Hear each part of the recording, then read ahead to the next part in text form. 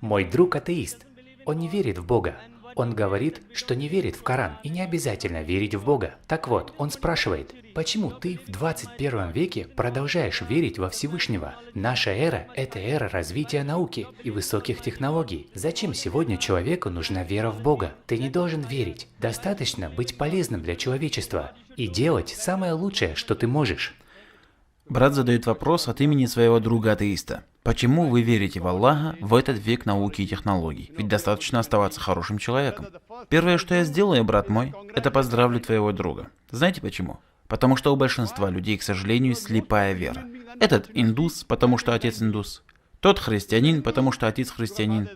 Также и некоторые мусульмане считают себя таковыми, потому что родители мусульмане. Твой друг-атеист размышляет, и, возможно, это связано с полученными им сведениями о религии. И он, возможно, не хочет верить в Бога, которому поклоняются его родители, потому что считает такого Бога недостойным поклонения. А поводом для поздравления является то, что он признает первую часть свидетельства ислама. Нет Бога. И единственное, что тебе осталось, это убедить его во второй части, кроме Аллаха. И я сейчас, по воле Аллаха, постараюсь это сделать.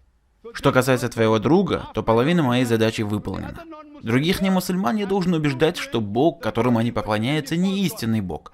И затем убеждать их в том, что Всевышний Аллах – это истинный Бог. Но относительно этого человека, атеиста, половина моей работы выполнена. И он уже признал первую часть свидетельства шахады, что нет Бога достойного поклонения. Теперь осталось убедить его во второй части, кроме Аллаха. Что я сейчас и сделаю, иншаллах. Так как ты сказал, что твой друг верит в науку и технологии, и видит, как мир прогрессирует, и думает, что вера не имеет отношения к науке, то я задам ему один вопрос. Допустим, перед нами стоит какой-нибудь прибор или устройство, которого до этого никто не видел. И если ты спросишь друга, кто знает, как этот никому неизвестный прибор работает, кто первым узнал принципы его работы, он может ответить: тот, кто создал его, или тот, кто изобрел его, или тот, кто собрал его. Что бы он ни ответил, это схожие ответы. Это или мастер, или создатель, или изобретатель и так далее. Он скажет одинаковые по смыслу слова. А вторым человеком, который знает о принципе работы этого устройства, будет тот, кому сообщил изобретатель или создатель. Поэтому первый, кто знает об этом, это создатель или изобретатель. Запомните этот ответ. Затем я задам ему второй вопрос. Как появилась наша Вселенная? Он скажет, что наука получила развитие и объяснила нам, что наша Вселенная изначально была некой физической массой, похожей на туман. Затем произошел большой взрыв, приведший к расширению Вселенной и появлению Млечного Пути, звезд, Солнца, Луны и Земли, на которой мы живем. Мы спросим: а как ты узнал об этом? Он скажет: в 1973 году, когда группа ученых описала большой взрыв и происхождение Вселенной. Тогда спроси его, знает ли он о том, что это открытие, которое сделано почти 35 или 36 лет назад, упомянуто в Коране еще 14 веков назад. В 30-м аяте суры Пророки Всевышний Аллах говорит: «Неужели неверующие не видят, что небеса и земля были единым целым, и что мы разделили их и сотворили все живое из воды? Неужели они не уверуют?» Кто мог сообщить об этом в Коране 1400 лет назад? Атеист может сказать: это, наверное, было случайностью. Не спорь с ним и продолжи дальше. Задай ему второй вопрос. Какая форма у Земли? Он скажет: в древности люди считали, что Земля плоская, пока сэр Фрэнсис Дрейк не совершил кругосветное плавание и доказал ее шарообразность. Значит, ты узнал об этом 400 с небольшим лет назад. Но Коран рассказал об этом 1400 лет назад. В 30-м аяте суры Вырывающие Всевышний Аллах говорит: после этого он распростер землю. Одно из значений слова дахаха – распростертость и расстилание. Второе значение этого слова на арабском языке – это принять форму, похожую на яйцо. И мы знаем сегодня, что земля не идеально круглая, как мяч, а сплюснута с обоих полюсов и имеет яйцеобразную форму. Арабское слово дахаха указывает не на обычное яйцо, а именно на яйцо страуса. А если рассмотреть форму страусиного яйца, можно заметить, что оно имеет форму земного шара. Представьте себе, что Коран сообщил о форме Земли еще 1400 лет назад. Спроси друга, кто мог об этом написать в Коране? Он может сказать: возможно, ваш пророк Мухаммад, саллиллаху алейхи вассалям, был умным человеком. Не спорь с ним и продолжи дальше. Спроси его: лунный свет – это свет, который Луна сама излучает или отражает?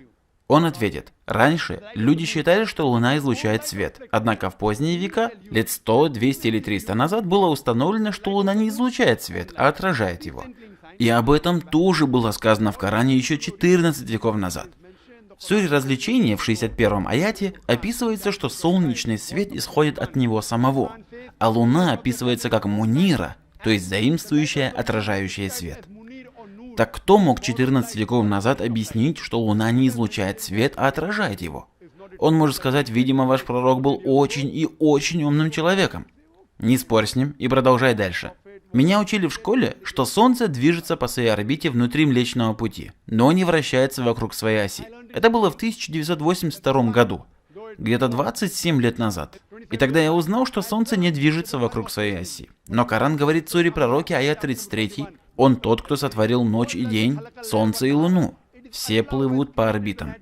Слово «плывут» описывает движение движущегося тела. Коран говорит, что Солнце и Луна, наряду с тем, что движутся по своим орбитам, также вращаются вокруг своей оси.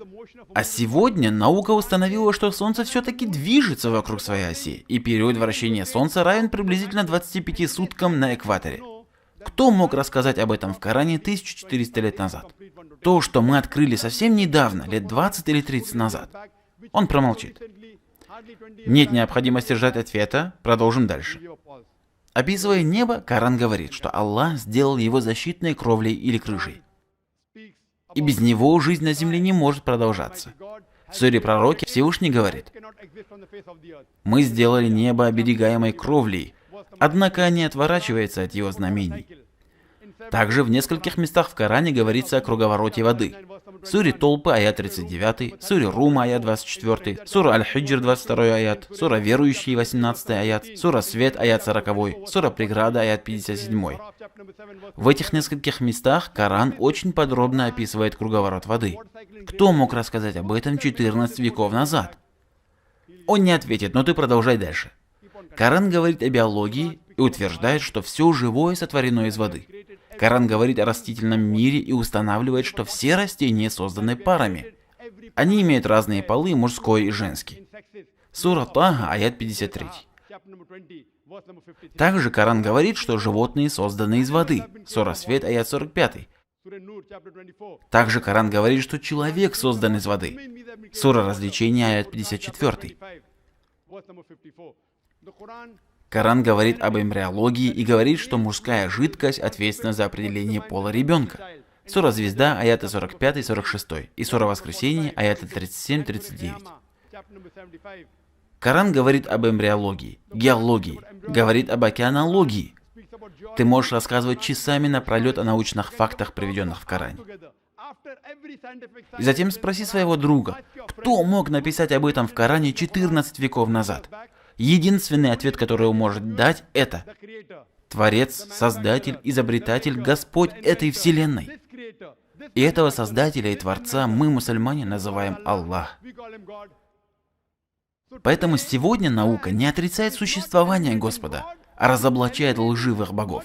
Нет Бога, кроме Аллаха.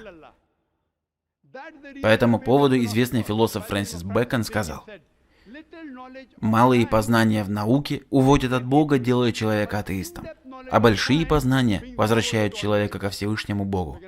Ты также можешь попросить своего друга послушать мою лекцию «Является ли Коран речью Аллаха», в которой приводится множество аргументов, указывающих на существование Аллаха, Свят Он и Велик. Надеюсь, я ответил на ваш вопрос.